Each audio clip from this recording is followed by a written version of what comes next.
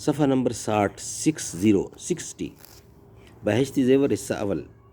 Subject ہمارا چل رہا ہے تیمم کا بیان، یعنی وضو کے لیے تو پانی کی ضرورت ہوتی ہے۔ جب پانی نہیں ہوتا تو بغیر پانی کے جو وضو کیا جاتا ہے اس کو ہم بولتے ہیں تیمم۔ اس کا ایک طریقہ باقاعدہ ہوتا ہے، کیسے کیا جاتا ہے وہ بھی ہم بیان کریں گے، لیکن فی الحال یہ بتانا چاہیے کہ پانی نہ ہو تو کیا تیمم کر سکتے ہیں، یا پانی ہے مگر مشکل ہے تو تیمم کر سکتے ہیں۔ تو یہ سبجیکٹ ہمارا چل رہا ہے۔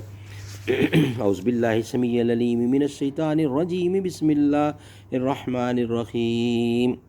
فالصالحات قانتات حافظات للغیب بما حفظ اللہ۔ سو جو عورتیں نیک ہیں اطاعت کرتی ہیں مرد کی غیر موجودگی میں، بحفاظت الہی نگہداشت کرتی ہیں۔ ارشاد خداوندی کے مفہوم کی وضاحت اور اس پر عمل کرنے کا طریقہ جاننے کے لیے بہشتی زیور حصہ اول۔ مسلمان لڑکیوں اور عورتوں سے متعلق زندگی کے تمام اہم اور ضروری مسائل کا بیان اور ہدایات انشاءاللہ ایک ایک آپ تک پہنچائیں گے۔ اس کا رائٹر ہے حکیم الامت حضرت مولانا محمد اشرف علی تھانوی رحمۃ اللہ۔ انشاءاللہ اس کتاب کا ایک ایک لفظ آپ تک پہنچایا جائے گا۔ اللہ تعالیٰ ہمیں اس پہ عمل کرنے کی توفیق دے۔ اس کے ہم 6 پوائنٹ بیان کر چکے ہیں تیمم کے بیان کے، اب یہ 7واں پوائنٹ ہے، صفحہ نمبر 60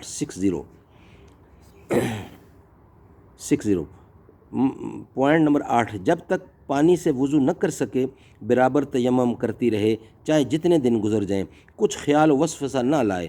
جتنی پاکی وضو اور غسل کرنے سے ہوتی ہے اتنی ہی پاکی تیمم سے بھی ہو جاتی ہے۔ یہ نہ سمجھے کہ تیمم سے اچھی طرح پاک نہیں ہوتی۔ نمبر 9، اگر پانی مول بکتا ہے، پیسوں کا بکتا ہے، تو اگر اس کے پاس دام نہ ہوں تو تیمم کر لینا درست ہے، اور اگر دام پاس ہوں اور رستہ میں کرایہ بھاڑے کی جتنی ضرورت پڑے گی اس سے زیادہ بھی ہے تو خریدنا واجب ہے۔ البتہ اگر اتنا گراں بیچے کہ اتنے دام کوئی لگا ہی نہیں سکتا تو خریدنا واجب نہیں، تیمم کر لینا درست ہے۔ اور اگر کرایہ وغیرہ رستہ کے خرچ سے زیادہ دام نہیں ہے تو بھی خریدنا واجب نہیں، تیمم کر لینا درست ہے۔ نمبر 10، اگر کہیں اتنی سردی پڑتی ہو اور برف کٹتی ہو کہ نہانے سے مر جانے یا بیمار ہو جانے کا خوف ہو، اور رضائی لحاف وغیرہ کوئی ایسی چیز بھی نہیں کہ نہا کر اس میں گرم ہو جاوے، تو ایسی مجبوری کے وقت تیمم کر لینا درست ہے۔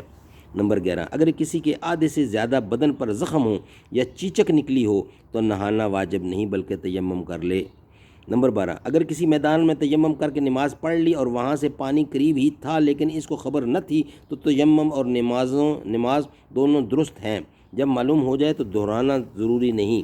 نمبر 13، اگر سفر میں کسی اور کے پاس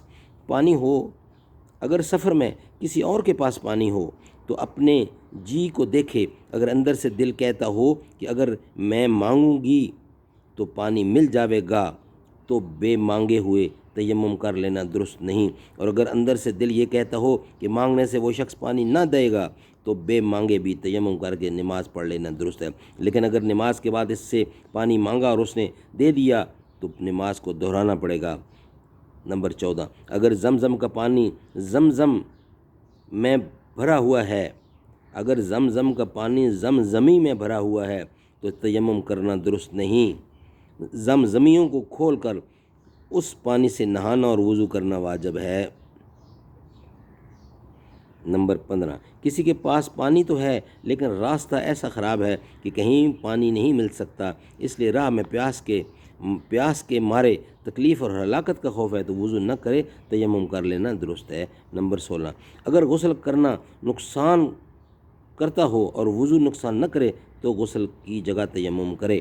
یہ مسئلہ پہلے اطلاق کے ساتھ لکھا ہوا تھا، جس سے ہر صورت میں تیمم غسل کے ساتھ وضو کی ضرورت معلوم ہوتی تھی، اور صدر شریعت کا قول اس اطلاق کا مؤید تھا، مگر شامی اور در مختار میں ان کے قول کو معول کہا ہے، اس لیے اب قول محقق کے موافق مسئلہ لکھ دیا گیا ہے، یعنی وضو کی ضرورت نہیں۔ اگر غسل کرنا نقصان ہو اور وضو نقصان نہ کرے تو انہیں غسل کی جگہ تیمم کر لے۔ پھر اگر تیمم غسل کے بعد وضو ٹوٹ جائے تو وضو کے لیے تیمم نہ کرے بلکہ وضو کی جگہ وضو کرنا چاہیے۔